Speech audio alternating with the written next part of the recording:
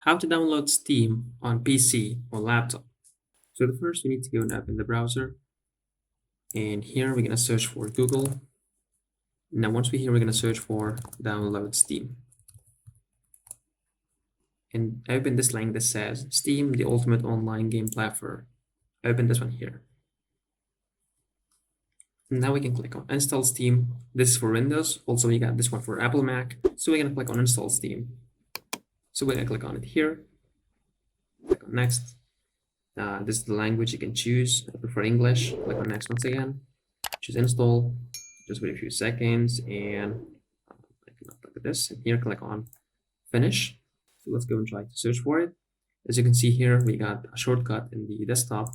Also, if you come here to click on this button and search for Steam, here we can see it.